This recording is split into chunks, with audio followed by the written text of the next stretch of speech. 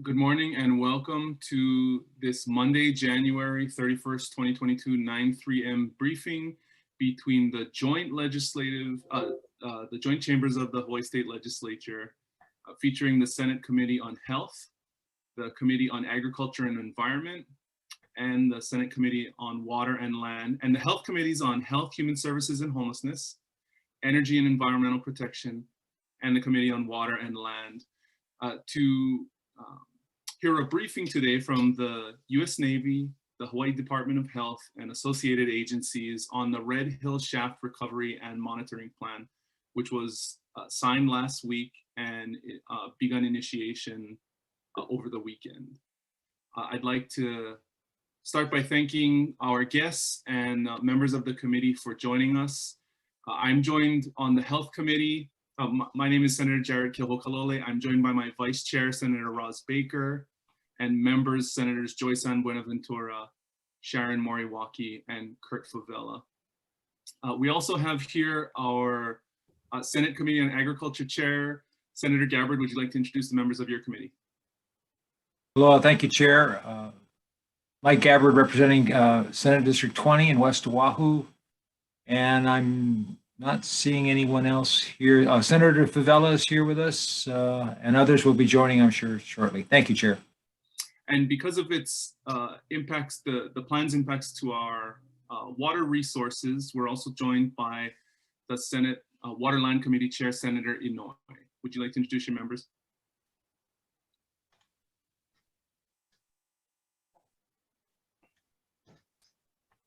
Okay, good morning. I have, we're not sure if who's attending today, but if they are, I think they'll end up joining us soon as they get into the building or wherever they are. But I think Senator Favela will be on soon. Otherwise, for now, it's just myself. Okay, great. Thank you very much. I'll now turn it to my House counterpart, Chair Yamane, for introduction of House members. Okay, thank you, Chair. I'm here with you, Inouye. Senator Inouye. Good. Okay, we got you. We got you, Senator. Senator. Okay, so thank you, our Senate counterparts. Where again, the House stands with you.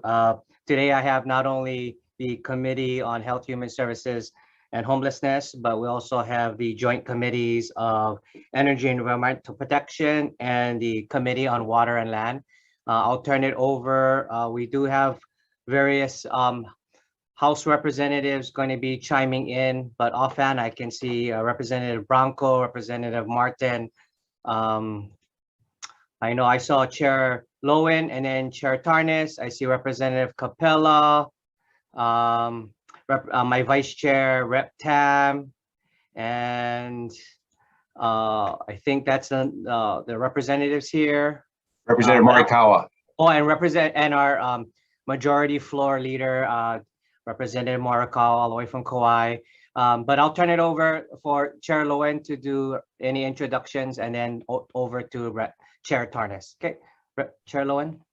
Sure. Good morning, Rep. Lowen. I represent House District 6. I see my Vice Chair, Rep. Martin, and I'm not sure who will be joining us. If they're not on the call already, I can't see everyone. But the members of EEP committee are Reps. Hashem, Matayoshi, Peruso, Todd, Tokioka, and Matsumoto. Thank you. Thank you. And for Water and Land, I'm here as Chair, David Tarnas, House District 7, Kohala, Big Island of Hawaii. And my Vice Chair, Rep.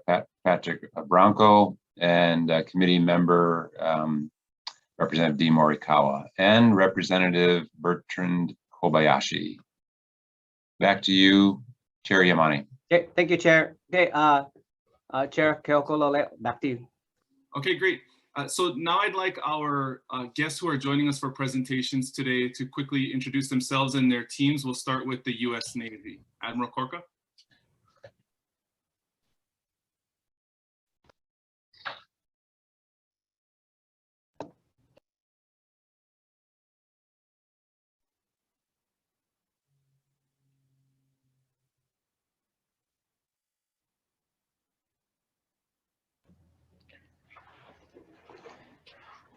Okay, we have you now. Chair. Thank you, Chair and committee members. Good morning and aloha. Thank you for allowing us to present before your committee. With me, I am Admiral John Corca. I actually am headquarters in Washington, D.C., and I have been on the island of Oahu since 7 December, working this water crisis here on island. And with me to my right and to your left is Captain Mike Mino. Captain Mino is actually part of the Interagency Drinking Water Systems team. So he is with us today for presentation, as well as to your right and my left, Mr. Travis Hilton, who is our Director for Environmental here at the Naval Facilities Engineering Command Pacific on Oahu. Thank you very much, Admiral. We'll now go to the Department of Health.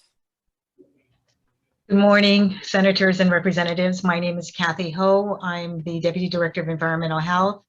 Along with me today is Joanna Cito, who is the Environmental Health Division Chief, Phoenix Grange, who is the Section Supervisor for Site Assessment and Remediation for the Hazard Evaluation and Emergency Response Office, and Matt Carano, who is the Section Supervisor for Enforcement at the Clean Water Branch.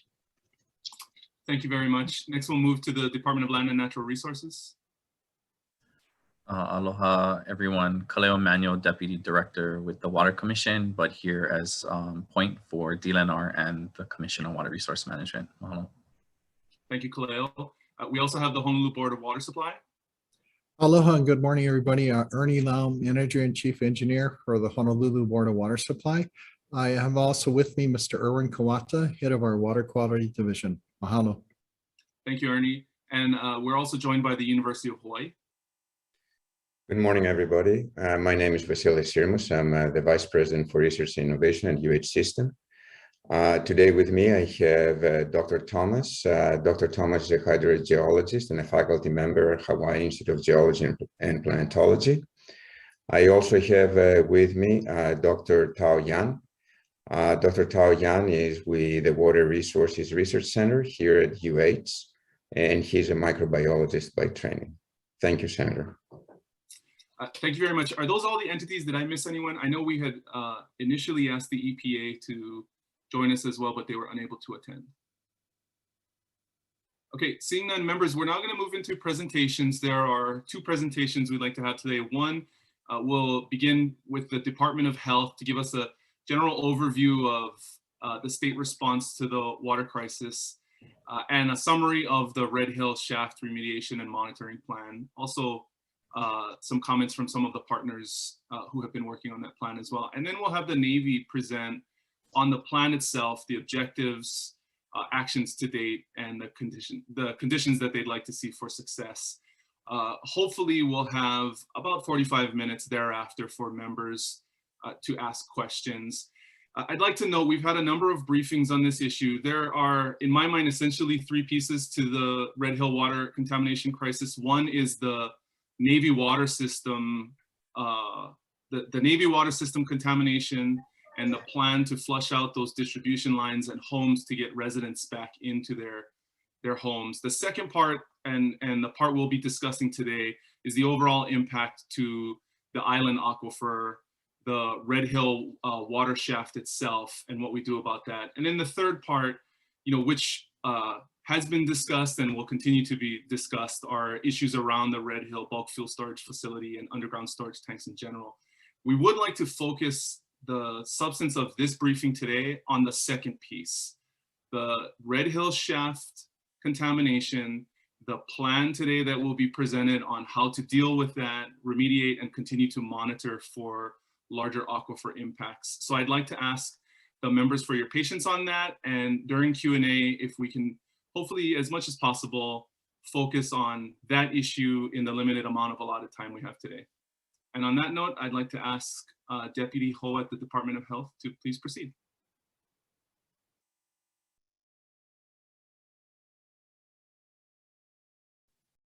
Kathy, you're on mute. Oh, thank you.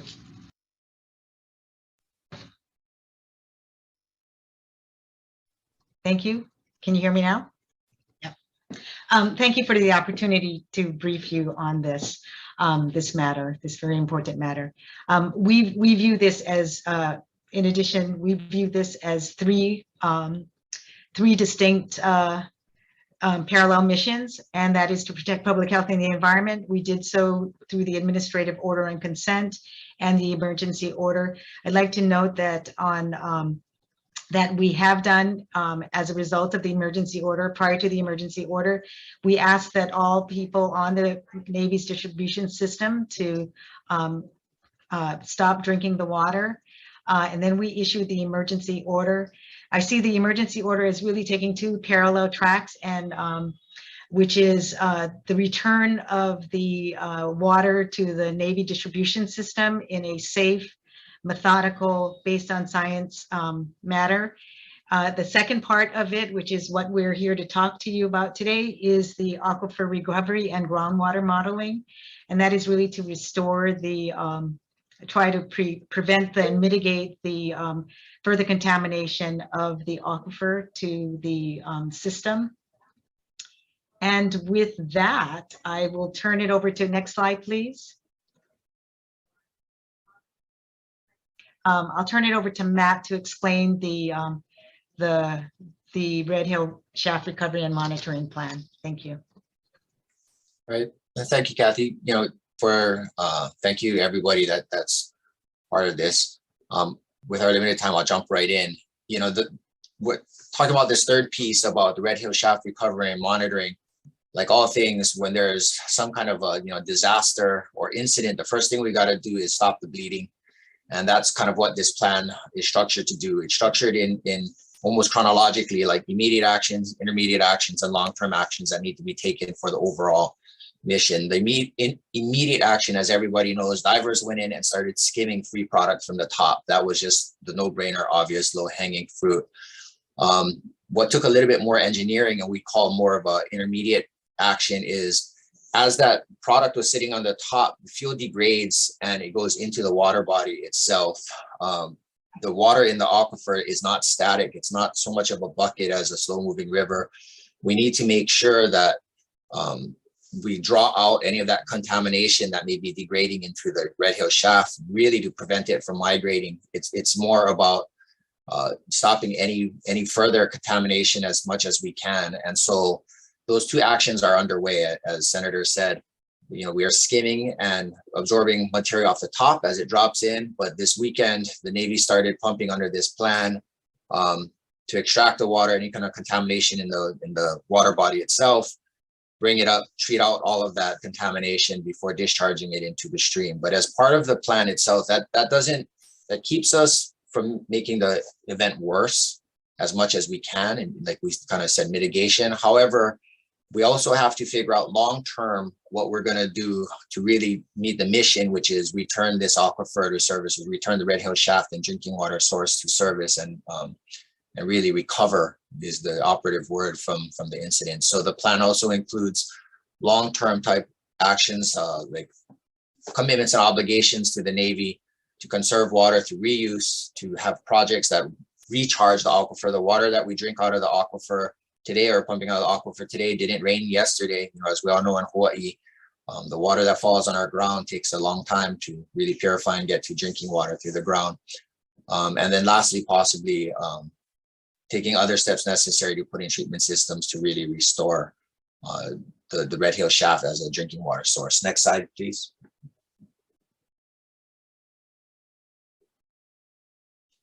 So this weekend, we've already been doing the immediate skimming, but this weekend the Navy turned on their pumps, put the treatment system into effect that extracts up to 5 million gallons of water from the shaft every day. That drops the level in the shaft, kind of creates this negative space. That water gets pumped up, it gets treated to have the removal of the fuel and its degraded products through treatment through a hybrid. We keep referring to it as activated carbon system, which it primarily is, but it does have a hybrid component of it with zeolites. It can strip out any fuel-free product. And then discharging right across from animal quarantine, if you're familiar, that's actually where it's located, into Halava Stream. As part of that, there has to be monitoring. So the monitoring on the back end is really confirmation. We call it compliance monitoring to make sure that that water was clean enough not to damage the stream. But there's also process control monitoring on the front end, because we want to be able to detect any type of impacts or upsets to the treatment system, not be detecting it in the stream itself or as part of the discharge. So I hope that that kind of answers it. The monitoring is multi-level, again, process control, discharge monitoring that we do standard under, we call it the NPDES program or permits that the DOH issues, but also with ecological monitoring that maybe our partners can talk about a little bit after. So thank you. That kind of gives a highlight of the immediate actions, the intermediate actions, and ultimately, I think my colleagues will talk about a little bit more of the long-term actions. Thank you. I'll hand that over to Phoenix if we can start talking about some of the longer-term actions. Good morning. Thank you. I'm Phoenix Grange. I have a few different roles, one with the Administrative Order on Consent. Been working on this project for about 4 years on the environmental end, particularly with respect to the subjects we're going to be talking about here. So throughout the, for many years since the AOC went in place, we've been having the Navy sample groundwater and report it to us on a regular basis.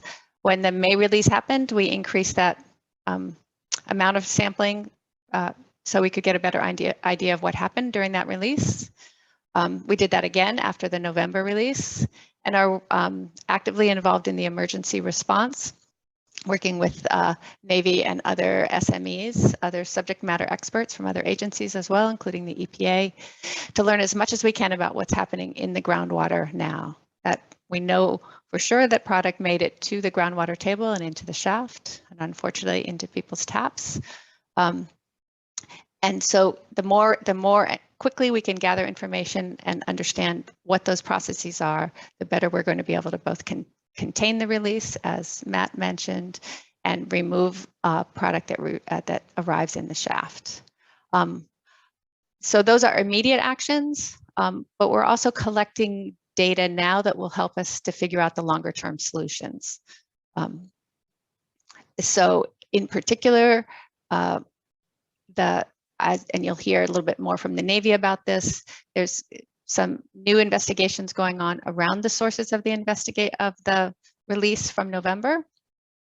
So including new data collection in the tunnel and a variety of different studies that we have been involved in overseeing and approving that we think will help us with those data.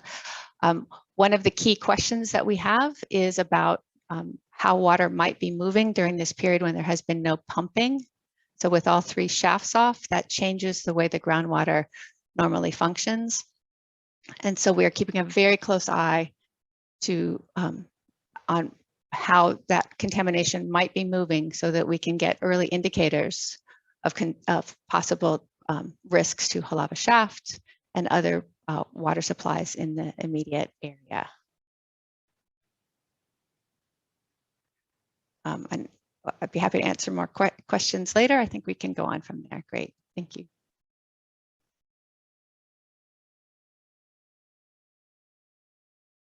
Matt, I believe this is back to you. Joanna? Oh. Yes, hi. Good morning. My name is Joanna Cito. I'm the Environmental Management Division Chief, and I am going to be discussing the water resource impact offsets, which are in Section 6 of the Red Hill Shaft Recovery and Monitoring Plan. This identifies the initial and long-term offsets and mitigation requirements for the Navy's impacts to our water resources. The longer action is to bring the Red Hill Shaft back as a source of drinking water after review and approval by the Department's Safe Drinking Water Branch. Water reuse includes treatment of the contaminated groundwater to an acceptable quality for irrigation and other non-potable uses. Future groundwater conservation includes the use of R1 quality effluent from the NAPVAC wastewater treatment plant for irrigation and other non-potable uses. Water creation includes protection and enhancement of the forests in the Pearl Harbor watershed for water recharge, the movement of rainwater to the groundwater aquifer instead of flowing directly to the streams and ocean. The Navy will seek to find beneficial use of the water from the Red Hill shaft until it is deemed potable or a capture zone is no longer required. The Navy has already begun the processes to attain funding to implement these offsets. Note that all projects shall not require state matching funds. Kathy?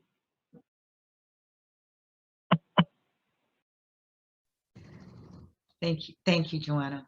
So we have reached out to our partners and have coordinated our work with the EPA, DLNR, City and County, the USGS, and the University of Hawaii. Some of these members are here today. I don't know what our timing is, but they are here today, and I'm sure they're able to respond to any questions later. Next slide, please. As you know, the DOH's mission is to protect public health and the environment, and we take this seriously. We hope to return the system, the drinking water system, the distribution system, back to a safe manner in a methodical, based on science and safe for human consumption. In addition, we hope to do the same methodical scientific approach to the protection of our aquifer. With that, we look forward to responding to any questions you might have after the Navy's presentation. Thank you.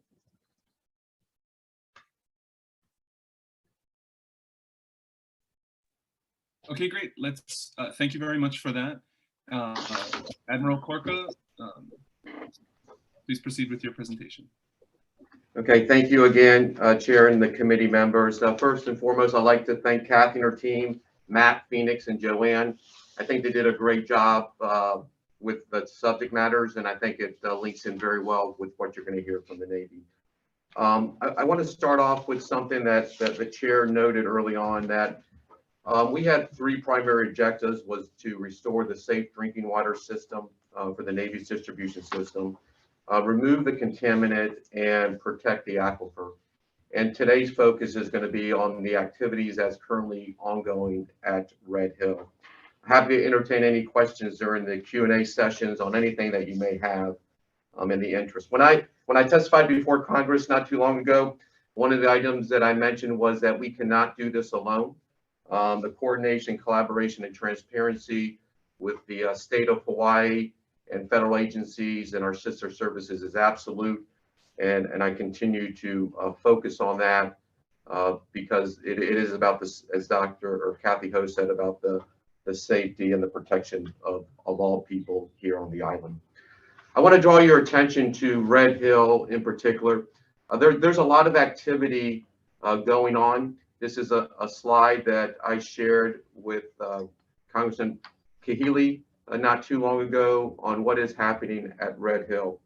I want to draw your attention to our lines of operations on the top right. And one of them talks about the contaminant removal.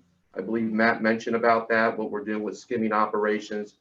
The second one is the contaminant control, which is the GACs, and what we'll go into detail with that, which again is an immediate. It's not the solution set, it's the immediate actions that we're taking. And then, of course, the site characterization, which is very, very, very important, so we can develop both an intermediate and long-term solution at Red Hill. So I want you to know that what we're doing today does not stop anytime on the horizon. It's going to be a continued operations up at the Red Hill. If you look on the legend, everyone is very familiar, obviously, with the field farm.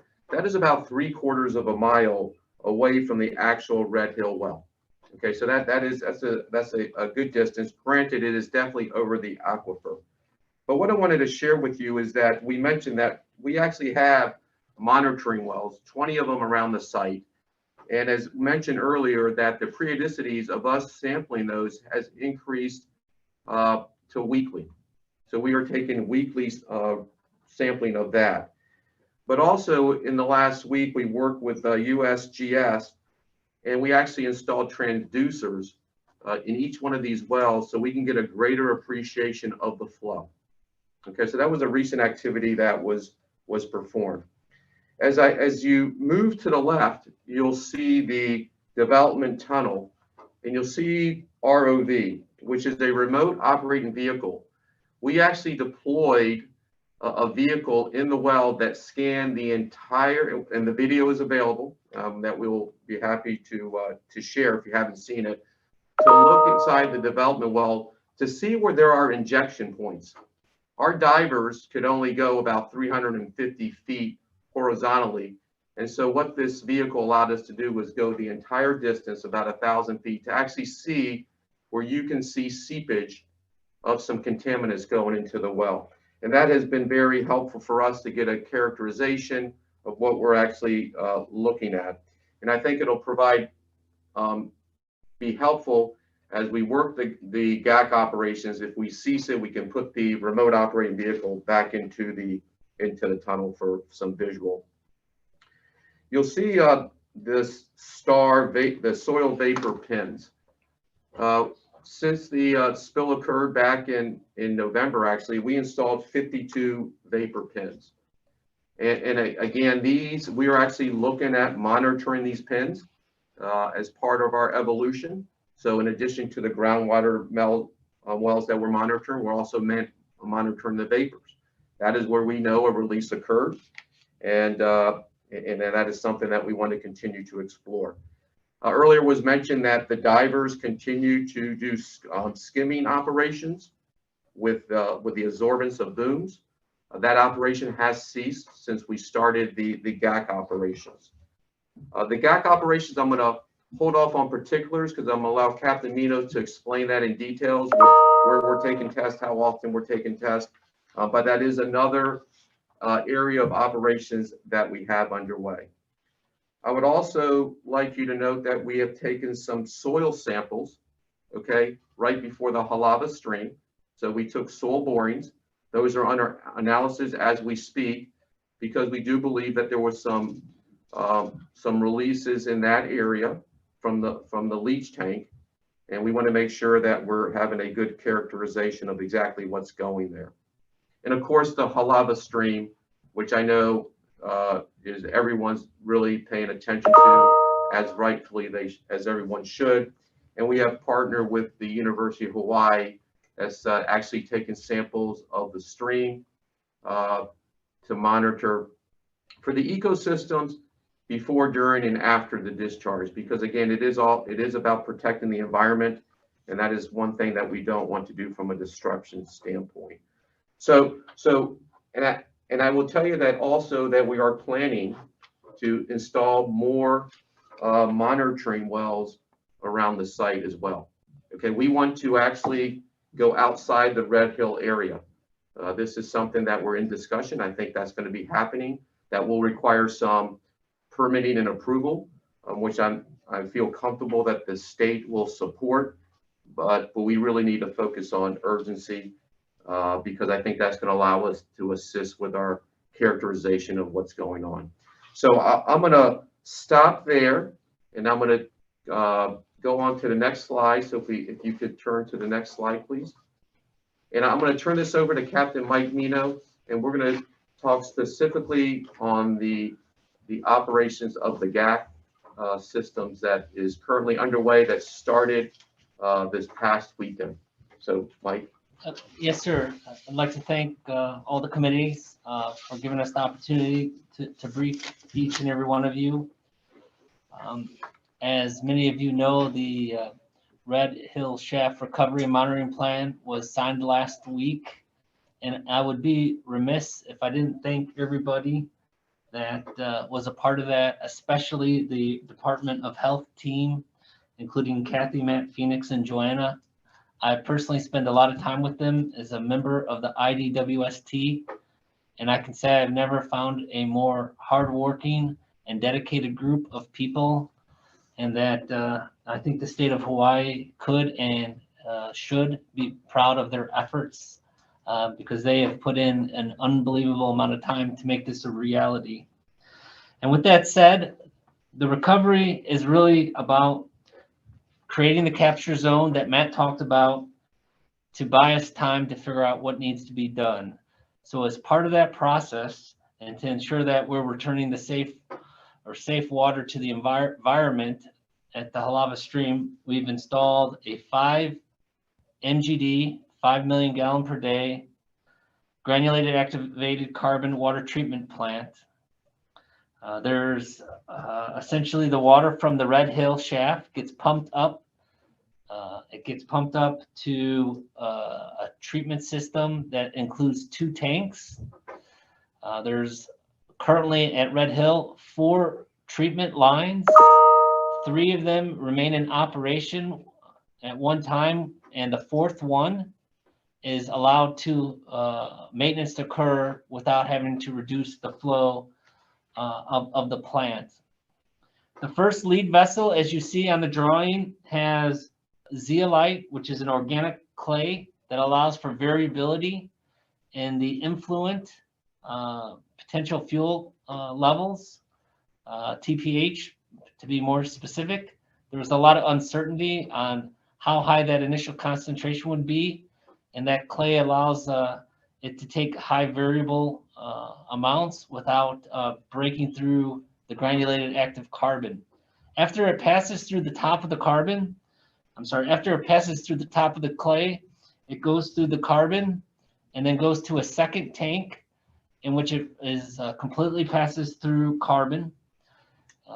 And then it is discharged to the Halava stream, where you saw pictures earlier from the Department of Health. We test the influent, and we test between the 2 tanks, and we also test the effluent using process controls. Currently, we have a portable unit on site that's being used to make sure that we know what the influent is, as well as the effluent, as well as taking the formal samples that Matt Crown talked about to ensure compliance with our NPDES permit. The duration is really based on the site characterization effort that will allow us to determine what the appropriate remedial technology is to remove the contamination in that area and return the Red Hill shaft back to potable water use. And so that site characterization, that groundwater modeling, is critical to our ability to determine an appropriate remediation technology. The plan coordination, which I alluded to just by the thanks to the Department of Health team, it also included a lot of other folks. You can see on the bottom right, we had experts from the EPA, we had constant support from DLNR, and our interagency drinking water system team, which covered this this treatment, the Red Hill recovery and monitoring plan, also was supported by the Aquifer Recovery Focus Group that included DOH, EPA, the Navy, University of Hawaii, Board of Water Supply, USGS, and the city and county of Honolulu. As Admiral Korka alluded to, it has been a team effort, and I believe the team has been focused on protecting human health and protecting the environment by protecting the aquifer. Monitoring for environmental protection was very, very important.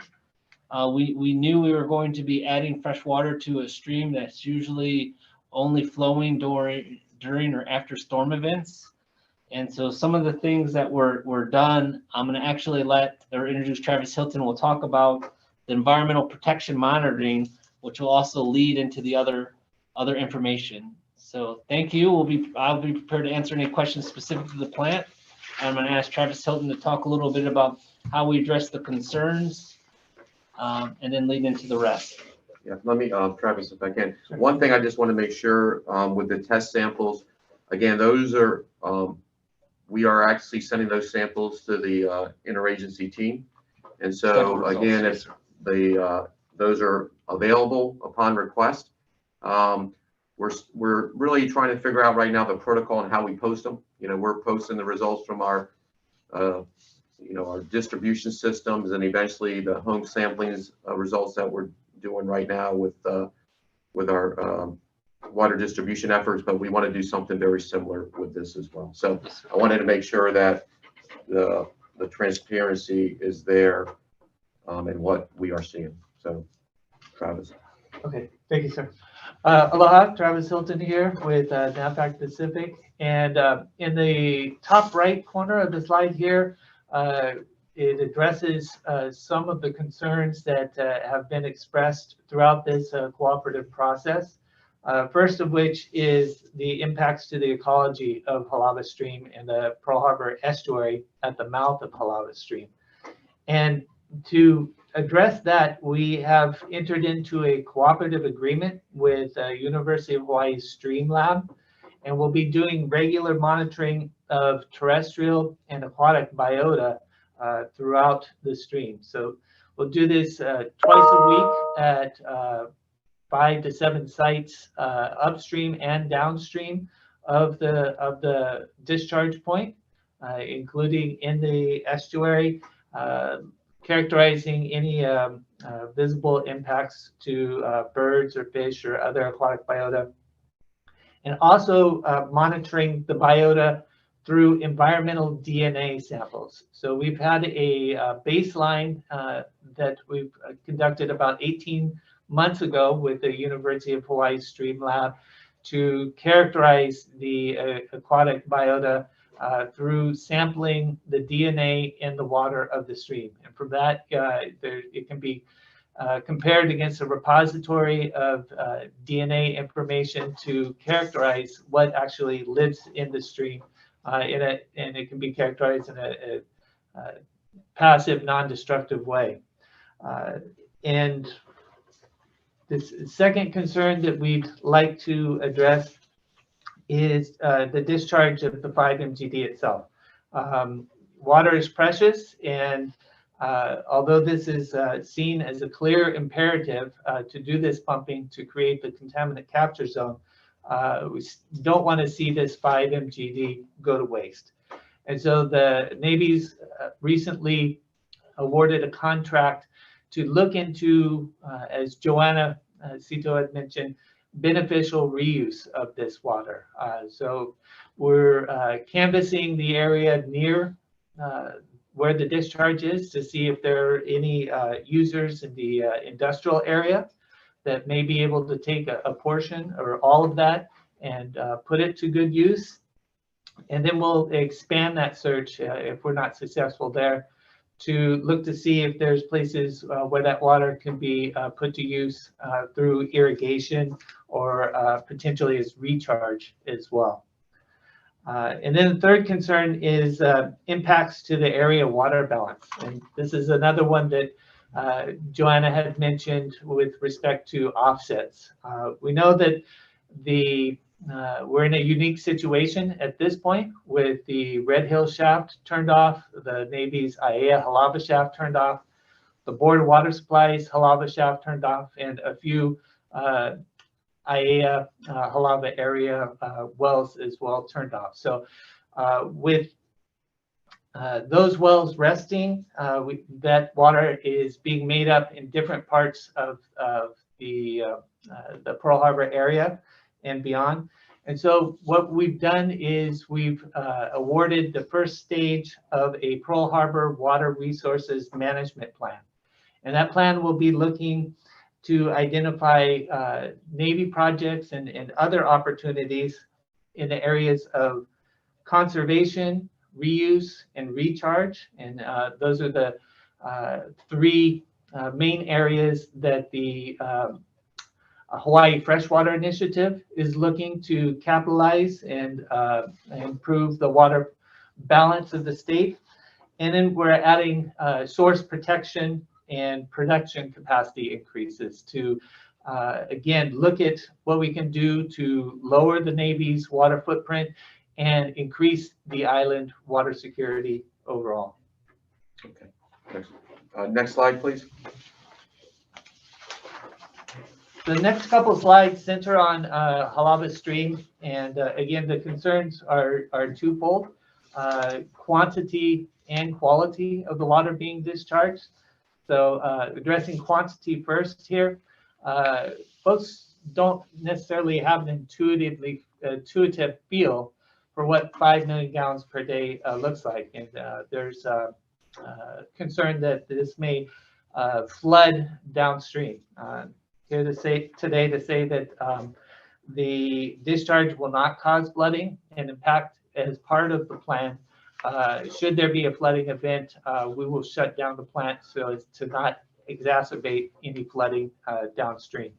But just for conceptual purposes, as the plant started up on Saturday, I was standing in the stream with the regulators, and it was essentially boot toe or so depth in there. So it's not a huge flow, and the channels and the infrastructure there are designed for stormwater routing in large events. And so compared to the events that that channel is sized to convey, this 5 million gallons a day is relatively small.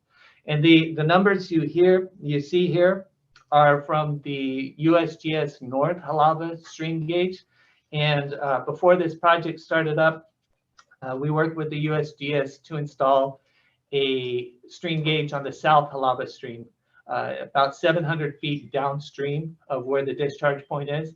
So we'll have full monitoring on the quantity of water discharged to the stream.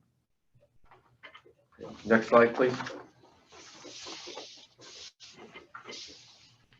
All right, and then the other concern, of course, is the quality of the water. So yeah, this is an environmental trade-off. It's very important to create the capture zone by pumping this water, but our mantra and directive with the interagency group has been to do no harm to the environment. So this has been designed to where we can be protective of the environment from a water quality perspective. So we are sampling water quality on 4 different levels. We're doing groundwater monitoring to see what the levels are as we do this pumping, to measure the effectiveness of creating a capture zone and corralling the contaminants on the water table. Doing process monitoring throughout the granular activated carbon system at different points in the influent and intermediate and the discharge side of the plant to make sure that we're meeting all of our requirements there. And then we're doing a National Pollutant Discharge Elimination System, or NPDS, monitoring of the discharge before it goes into the stream. And I could say since startup, all of the levels for hydrocarbon have been below the detection level of the instruments that we're using to do this on an hourly basis on site. So the plant is performing as designed. There's also booms deployed in the stream at the point of discharge and at the mouth of the stream in Pearl Harbor, so as to, if any sheen were to develop, we'd have an opportunity to have a visual on that. And those are also checked periodically and inspected. And then, as I mentioned, we've got the ecological monitoring with the University of Hawaii, looking at the terrestrial and aquatic biota of the stream. And I've mentioned that we are letting a contract for the beneficial reuse of the water as well. Okay. Next slide, please. Sorry, I know we're at the end of our time, so I'll go through these last few quickly. One of the things that I want to just add is that we mentioned about the contract that was awarded to get some ideas on what we can actually, how do we take this water and put it into other use. We expect to have scopes of what we can do within 2 weeks, and we'd be happy to share those as appropriate. Again, I want to just highlight our actions today in support of the emergency order. We are very mindful of that. As was during the testimony, the Navy is moving out. And in particular for us, what does that mean? Is efforts are underway for project development to design and construct a water treatment system in the vicinity of Red Hill. And I say the vicinity because I'm not going to make the assumption that we're going to be using the exact well as part of the distribution. A lot of the actions that are written in front of you on this slide, Travis and Captain Mino have already discussed. All those actions are critical because they will actually inform the design of any project that we construct. So the data and the analysis from that will be fed into activities and actions in the project development stage that the Navy has underway. Next slide. The last two slides that I would share with you is a depiction of our monitoring dashboards. These are dashboards that we look at. And on the left, you'll see the vapor monitoring reports that I mentioned earlier. What does that say? How is it interpreted? The assessment of those, as well as the groundwater wells. We are going to put these into a live dashboard. We're in the process of doing that so we can have full automation. So when we take the samples, we can put it into our database and we can instantaneously look at trends and analysis over time. I think this is very critical. Today we have information, it is on spreadsheets and we do something similar, but we want to make sure we take a best practice approach for the monitoring dashboards as well as our recovery. Last slide, please. The last slide really just shows you about the recovery. That is still under development. We know that that shows the GAC operations, the Halava stream. I mentioned about removing soil contaminants. I also talked about installing additional wells in the vicinity of Red Hill. And so we actually are developing a recovery dashboard so we can make sure that we are constantly monitoring the activities that are going on with Red Hill. That concludes our brief. Again, thank you for the time and the opportunity to share this with you. And we look forward to the questions and answers, sir. And I'll turn it back over to you, sir. Thank you, Admiral and Captain and Mr. Hilton.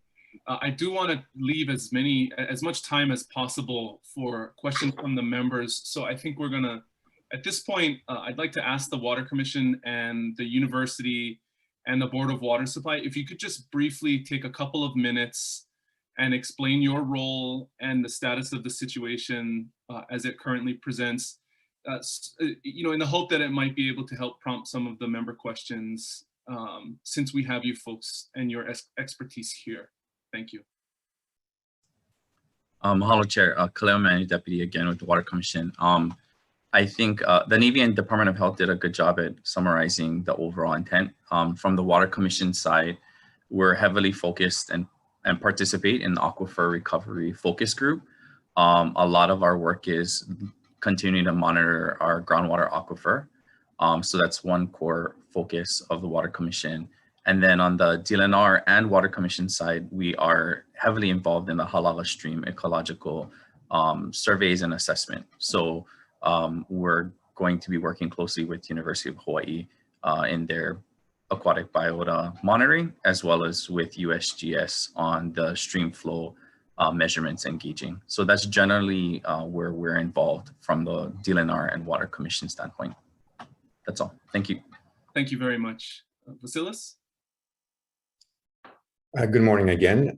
So as it was mentioned, the university has 3 projects. Actually, one project is underway. That is the project for the Halava stream monitoring. Dr. Chang from the College of Tropical Agriculture and Human Resources is the lead for the university. It is a fortunate event that she had already collected baseline study 18 months ago. So now we can compare current results with the results from 18 months ago. Secondly, as mentioned by the Navy, we are in negotiation with the Office of Naval Research to conduct a hydrogeological study around the Red Hill and the aquifer. And thirdly, we have we are in the process of standing up a water quality test lab here at the Water Resources Center at the University of Hawaii through a grant from the Office of Naval Research and a partnership with naval facilities. So these are the 3 projects currently underway. Great, thank you. Thank you. Ernie.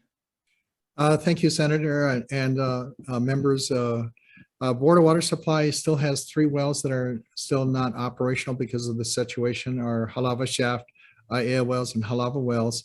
We've reached out in addition to participating in some of the meetings with the Navy and the others. We reached out to the EPA and the Department of Health directly to begin open discussions and collaboration with the regulators in this situation. I actually look forward to getting access to more data, and the Navy's dashboard looked very impressive. So my request to the Admiral is, can we get direct access to that dashboard too? Mahalo. Okay, great. Thank you very much for that expedited update. And again, for all the presentations. So we can move to question and answer now, and I will turn it over to the House for the first question. Chair Yamane. Thank you, Chair. Members, is there anyone that has a question? Chair Tarnas, Chair Lowen? Okay, so Chair Lowen, go ahead. Sure. I wanted to ask about the monitoring for like impacts to ecology. Will that be when that data is released, will it be publicly available, and how often will it be reported? So let me any data that we collect, we have no, as I stated, we're not doing this alone. I talked about the collaboration, the transparency, and the coordination. So to answer your question, absolutely, it will be made available. The means on how we do that, I can't tell you right now, but I am committed to working with the interagency team to determine the best way to actually collect, portray, and release this information to the public. I hope it happens in a timely way, so if there are impacts being detected, that we'll be aware of them in time to Yes, try to find ways to address them. And then I'm glad to hear you're looking at if there's any acceptable ways that water can be reused, and I look forward to hearing about that when you guys get that report back. Yes, ma'am. Okay, thanks. Thank you. Back to you. Senate members, questions? Chair. Senator Favela. Before you guys started dumping the water in the Halavo stream, it was data and testing done before water went into the stream on the how the stream is now at its present time, today's time, and then now dumping this very so-called clean water into all of this filter system, about millions and millions of gallons. How is that going to change the dynamics of the stream and the living organisms in there that is not used to of having that kind of clean water going through the streams, whether fish or shrimp, whatever is living in the water now, because you're talking about millions of gallons. It's going to change the dynamics of that stream. So did we have a real good testing on how the stream looks, not just in the area where the water goes, at least a mile in the area, so that you guys can get and look at what all of that water is going to do in hurting the environment in that stream?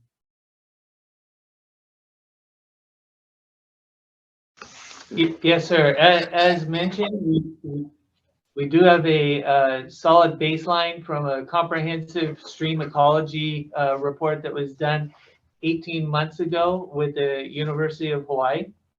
And we have collected follow-up sampling in the same manner that we've done the previous study with the startup of the plant, to be able to immediately prior, and then we'll be sampling as we go after as well, to characterize any of those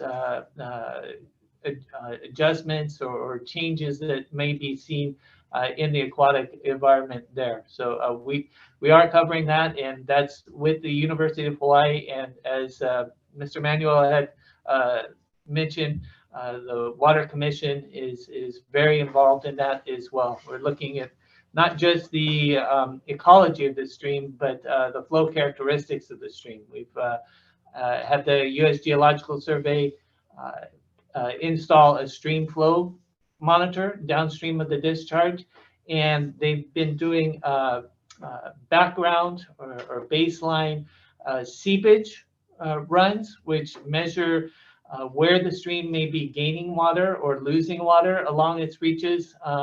They did that prior to the release to set a baseline, and they'll be doing that in the future to see what the changed aspects of the stream flow may be. You said how long you guys did it before you guys started this project? 18 weeks or how long? So the comprehensive stream ecology study was 18 months ago, but immediately 2 weeks before we started the discharge, we had samples collected to facilitate another round of comprehensive stream ecology characterization. The reason why I'm asking this is because it is a big concern in the area. So all of this data 18 months ago and the data you guys collected now, 18 months ago to now, is it the same data? Or did it change a little bit? Or did it change planning? It's the same methodology, sir. Yeah, did it change though? I mean, did anything change between 18 months and now? Oh, we don't have the results yet back for the sampling that was done a couple weeks ago. The reason why I'm asking, you didn't get the results, but you guys are putting 3 millions and millions of gallons into the water. But how are you going to have a consensus of the impact if it takes too long to get the results prior to you guys dumping the water into the stream? I understand the urgency to get the water filtered out, but I just wanted to know that was the quickest way, from what I'm hearing, you know, how you guys saying the quickest way to do it. But then later on, what is the long-term impact? You know what I'm saying? The long-term impact is why I'm saying this is because the fix for Pearl Harbor was to leave the boats in the water and not to move them because it would cause a contamination into the water. But now we found out that that long-term effect is now hurting us. So that's why I'm saying we want to protect that water and the future of any water in the state for Keiki, because now we wasn't watching too much with Pearl Harbor. Now we're getting the recourses of that tragedy that's happening in my community of all the water being polluted, no more limo, itchy water, water contaminants. But nobody will look into that because that wasn't the long-term plan. So you guys have this plan because you guys got to act now because the Navy is at fault. But what is the long-term effect when you guys are long gone from the state and our kids and our grandkids are going to live here having something go drastically wrong with the stream and everything around it after you guys leave? That's the worry that I have. Thank you, Chair. Sir, if I may add just a few comments, if that's okay. One, your concerns is understandable. There's no ifs or ands about the value of what Pearl Harbor and its aquatics brings to this island. No one's going to question that. What I will tell you is that right now, the discharge that's coming out of that GAC system is clean. Okay, that is clean. Secondly, we will provide the data. I don't know when we're going to get the data from the test that we took from the 18 months, a valid point. Once we get that, I'm hoping here in the next coming days, if not coming weeks for sure, we'll make sure that we post that. And if there's any concerns, we're committed to come back to this committee and report those findings just to make sure that we've been very transparent. Thank you, Chair. I just get one more, just a quick one. Reason why, when I was growing up, my auntie them used to test the water in the streams in Kaneohe from the bottled water supply every day. Take samples. So when bottled water supply comes, they can continue to monitor the influx and the contamination or whatever's going into the stream. That's the reason why I'm bringing this up. Because back then, they checked the water really clearly. I understand how clean and how great this water is, but that means there's no nutrients in this water. This water is clean, too clean, basically what I'm saying, for the stream and the organisms that's in the stream.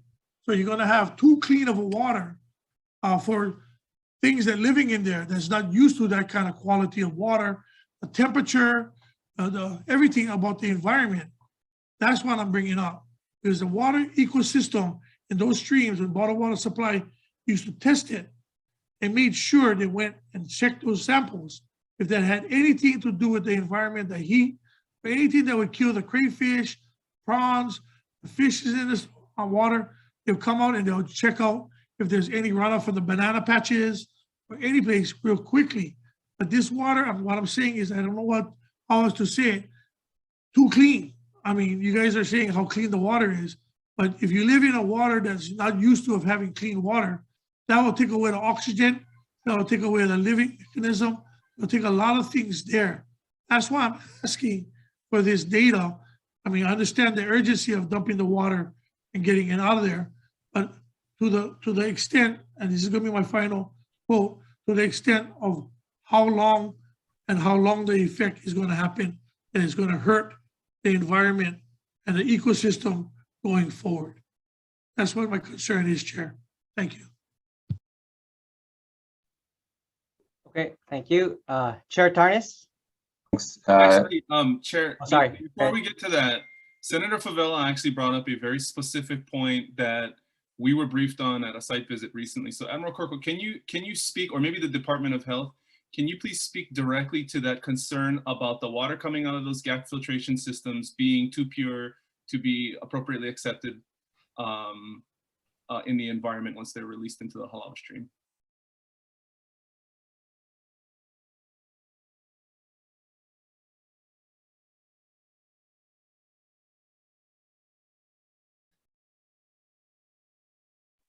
I think they're frozen. Did you want Seaworm to respond? Admiral, are you on though? Yeah, I'm happy to answer that. I didn't hear. I wanted to give Department of Health the opportunity first, but we're happy to respond to that. Travis, did you want to?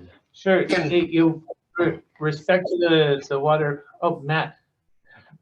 Yeah, Did you Chair and Senator, would you like, if you'd like, because excuse me, I was trying to raise my hand. Let me put it down. Your point is a good one, actually. Senator Favela's is a very good one too. Any disruption from the normal has a potential for negative impact. And I think we were really concerned about that. Unfortunately, with everything, you don't know until you know, right? So we had to set up the monitoring scheme from a water quality perspective, which is the charge of the Department of Health, but also the ecological impact perspective, which is principally the charge of the DLNR. But to Senator Favela's point, if you don't measure them before, but you measure them after, you cannot tell the difference. So what Travis Hilton and those folks kind of briefly discussed, but is they have DLNR, a big section of the monitoring plan is to do assessments, not just 18 months ago, because that was before all of this, but to come up with an ecological monitoring program for the birds, the shrimp, the fish, the stream itself. And they went in and they did those assessments before, and UH is going to be doing a lot of that. So most, independent in the sense that it's third party, and then they got to do them continuously through, because you got to see as it changes. Just the one thing is this stream is in fact a hardened channel.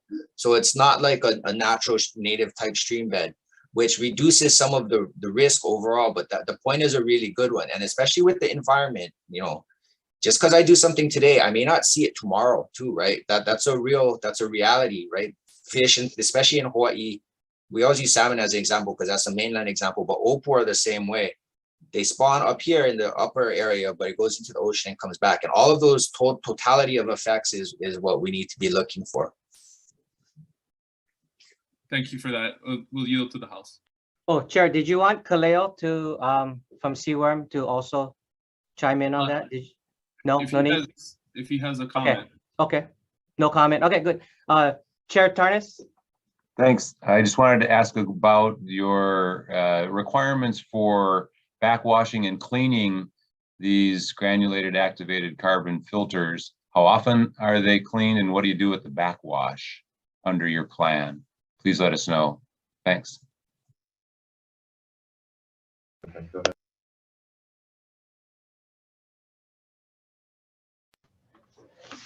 Sir, can you hear me? Yes. So the treatment and the backwashing,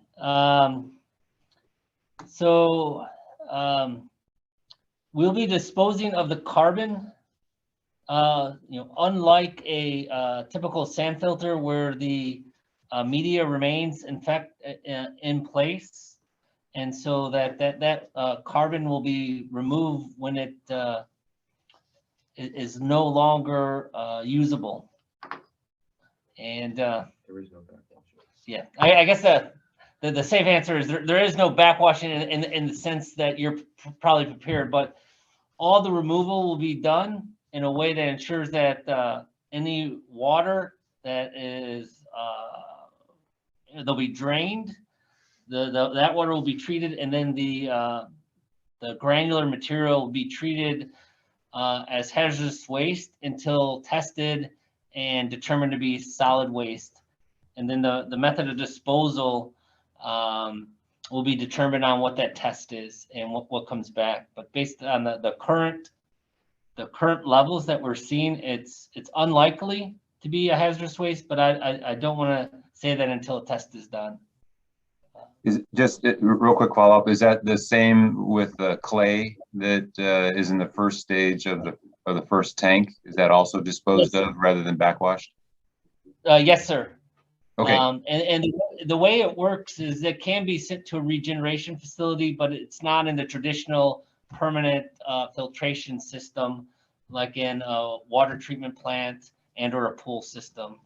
Hopefully that answers your question, sir. Yep, that answers it. And when they are replaced, when you replace the activated carbon or the clay, I'm sure that you'll notify DOH so that they know what's going on as well. So just keep us posted. Thank you very much. Back to you, Chair Imani. Okay, back to the Senate. I have Senator Misalucha. You know what? I'll defer to Senator Revere. I think he raised his hand first. Okay, Senator Revere. Okay, thank you all. I wanted to follow up on the line of questioning Rep. Tarnas just had, Chair Tarnas. What is the expected life of these GACs? How often will you need to be changing them out? At 5 million gallons a day, they would have a certain rated life. What is the budget for that?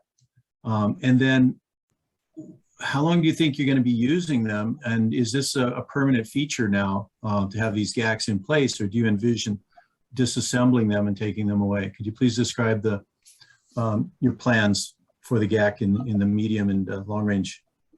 Thank you. Yes, sir. Right now, based on the influent, we're seeing, which is under 100 parts per billion of TPH diesel. We believe that at least approximately 2 months of operation for each train until it has to be replaced. We'll watch that because if the concentration should change, it could drive the length. But right now, it's a lot. I shouldn't say a lot less. It's the right level that makes this the right treatment technology. To answer your question about how long, at this stage, I think it's only premature because the site characterization has not been completed. Once that is, I think we'll be able to determine what the right remediation technology is. I think if you were to ask Dr. Thomas of University of Hawaii, and I don't want to speak for him, he would probably say that the current setup is probably not the most efficient or effective way, but it is the quickest way to create the safety of the capture zone. And then in regards to the permanent, is it permanent? This system was not meant to be permanent, but only to make sure that we had the ability to create a capture zone quickly so that we had time to do the longer site characterization to determine what the right treatment technology, remediation technology is, will work for the specific situation. Did that answer your question, sir? Somewhat. So the 2 months, is that when you think you will be finished or when you think that you'll need to change out the filters? I didn't quite get the significance of the 2 month estimate. So we have to make sure that everyone understands, and I think it was alluded to, this is a condition-based approach. So you're going to be, the value of the monitoring and assessment is going to determine what your next steps are. Typically, we think that, again, it depends on how much contaminant you're removing, which will dictate when you replace your carbon. You know, the dirtier it is, you're going to have to change it earlier. Then it's clean, it can last longer. Right now, we would probably say about 2 months. Okay. I would also want to make sure that people understand that the GAC is a standard procedure that's used industry-wide to remove contaminants.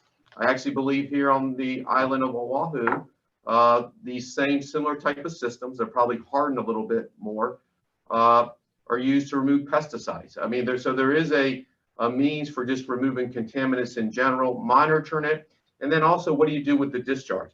I really believe that the conversation earlier about, you know, just because it's clean water doesn't mean that it's good.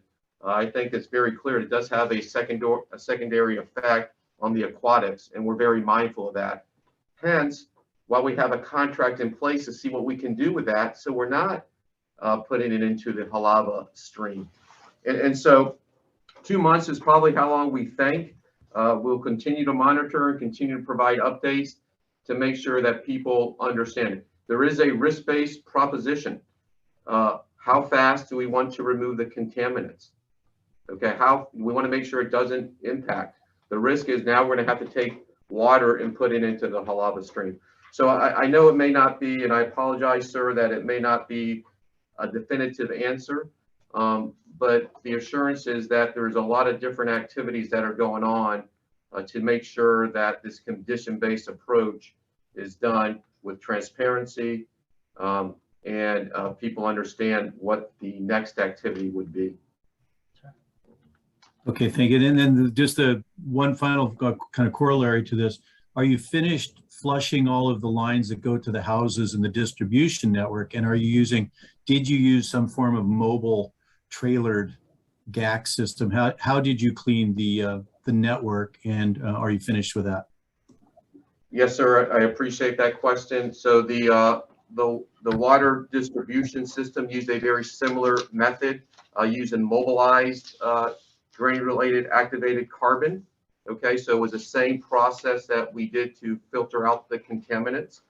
Our distribution system has been completely flushed, and the results are being posted on publicly.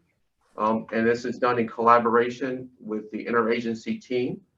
The home flushings that we have 19 different zones, and hopefully everyone has seen the map.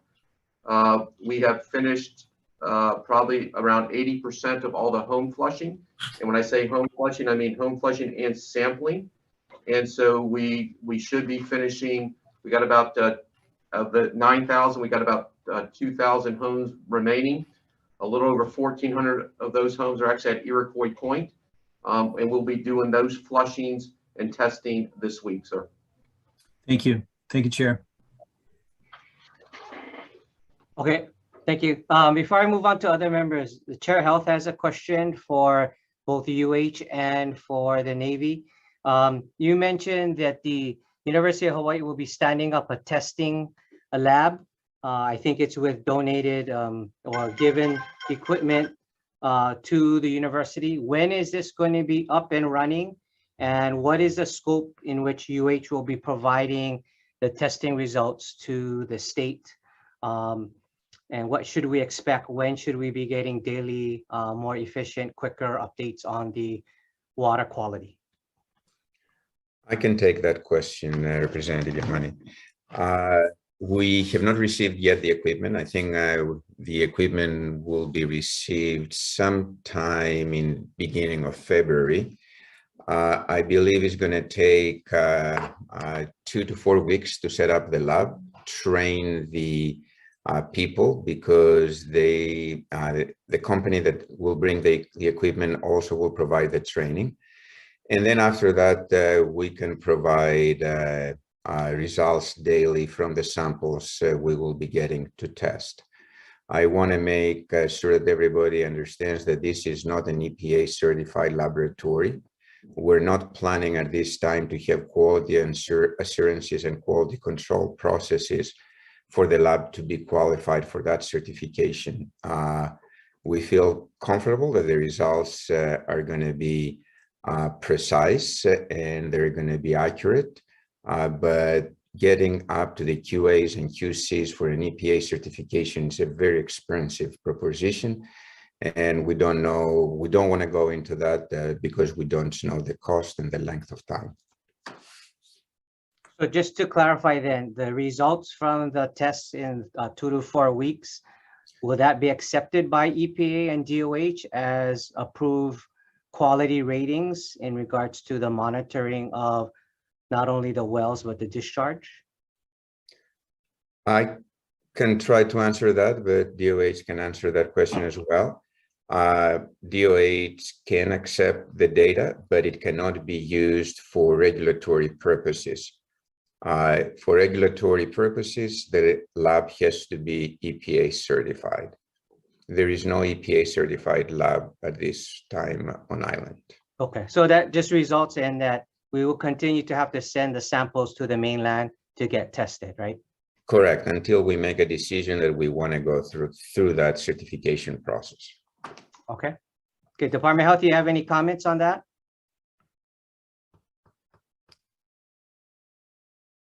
No, they ran away. Thank you, thank you. I think it's true that Vasilis accurately depicted the situation. It is data that is not going to be used for regulatory purposes, and we will have to continue to send our results to the mainland. Thank you. Okay. Okay, so just to clarify then, right? So we will continue throughout the next at least minimum month and going forward to wait for the samples to be sent to the mainland, then tested, and then updated to any dashboard that's developed. Is that correct? Joanna, would you please answer that question? You're closer to this than I am.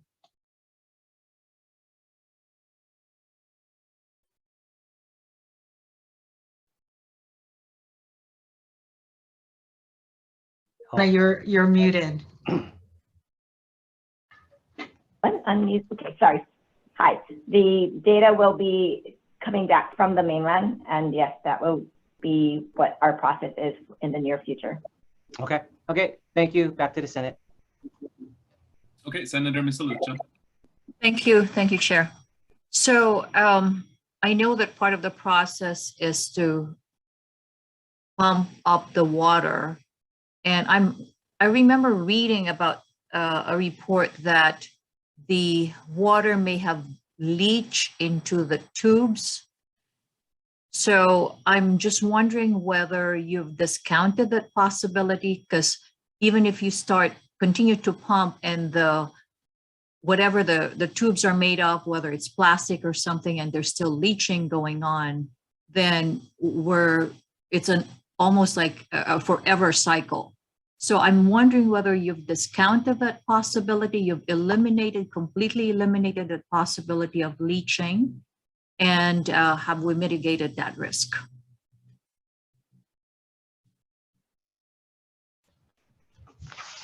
Yes, ma'am. So we have to assume at this time that there is fuel still in the unsaturated zone that may be making its way down to the water table.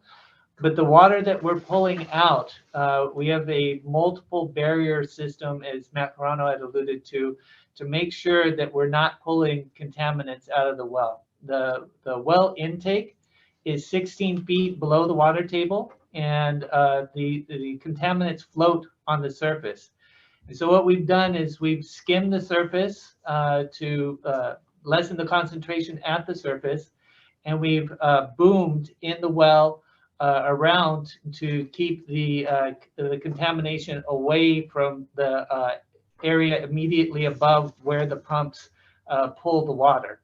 So the objective is to pull the cleanest water possible out of the well so that we can prolong the life of the granular activated carbon in the system that's there for the protection of the environment. The carbon, we're not using that as a means to harvest fuel. We'll do that in the well, but we're being protective of the water quality that we're pulling out of the well by taking it deep below the contaminated water surface. And Senator, if I may add, I Yes, think please. that there are two distinctly kind of different tracks. And if the report that you're referring to is what I'm familiar with, I think early on and continually, there was a concern that the water that made its way to people's homes. That, Yes, I think that's the report I'm referring to. okay, and if that's the concern, we in fact have a testing protocol for that before the advisories are going to be lifted. And I'll just give you an example. When the distribution lines are flushed, as we said, or purged, drained and filled, those pipes do have plastic components to them in as well. And some of the testing did look for any type of residual stickiness is the only way I can really put it. And then when they go into the homes and then they flush out of the faucets, it's not that they just flush and then take the sample when it just moved. Because as we all know, when we go to sleep at night, for instance, our pipes soak, right? The water doesn't move. And so the testing process before we, clear a zone is to actually have the water flushed, then sit for 24 hours and test it, and then sit again for another couple of days and test it again, so that we can really rule out that any of this leaching process. And I would just like to say that, part of that too, especially Department of Health is very concerned with human health, and that a big part of that is long-term effects. So as part of the process too, there is going to be long-term monitoring on that side. So I just don't want to conflate the two. Travis was talking specifically from the well, and we have protocols in place for that. But I think the report, like you kind of indicated through a nod, about it possibly being in the homes and through like my refrigerator pipes, for instance, we do have a protocol for that to ensure that before we clear the area, that the testing takes into account the possibility of it kind of having stuck. So Matt, just to clarify, so the leaching did not happen at all in the wells. The leaching just went to the pipes that were going to people's homes. So when we talk about leaching, the tubes, right? Yeah, the tubes. Well, it's a little bit different of a situation. In the well, you think about it, it goes in, it's kind of this rock well, and then it's these huge pipes. To me, it's huge because it's not like what I would see in my home, right? These big metal pipes and these big pumps, and those go directly to the filter. So while it's always possible that material will stick onto, pipes, it's very different with high velocity and big turnover. Where I think people have expressed concern, was definitely as it slows down, as the water slows down when it goes through the system and sits in plastic pipes, that those are the places where you might get this potential leaching. And, our sampling protocols before we clear the areas, and what we've obligated the Navy to do is really look for that. We want to make sure that that's not the case. And again, to my point earlier, that we never know until we know. That's why we have to do long-term monitoring too. But as it is, you feel comfortable that we have the necessary protocols to mitigate that risk. So with the constant monitoring that you have. Yeah, it's all about risk mitigation and level of confidence necessary for people to feel secure about the water that comes out of their tap. And our drinking water programs and the command have been working very hard to try to identify what those testings could be, so that by the time that advisory is lifted, the department is very confident that that water is safe to drink. Okay, thank you, Chair. Chair, if I may just add to Matt's comments.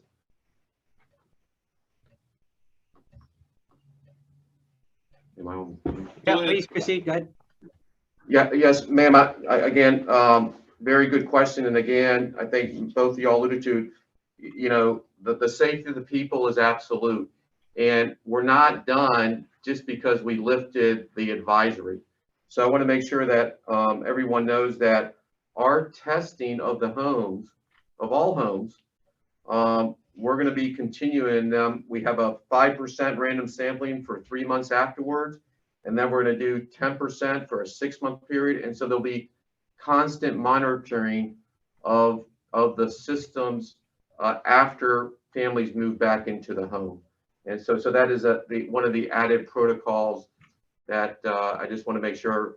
I don't know if it's advertised, if we've done a great job advertising it, but there's still testing that's going to follow to ensure the confidence and trust that the residents have with the water distribution system. Thank you. Thank you, Admiral. Okay, thank you. Okay, Representative Ganaden. Good morning, all. Thank you to the chairs and to our presenters. I have a question for Mr. Lau at the Board of Water Supply. Go ahead, Representative. Yeah, thank you. Thank you for your continued service to our community. You mentioned earlier that 3 wells continue to not be in operation with the Board of Water Supply. I'm just asking for a brief kind of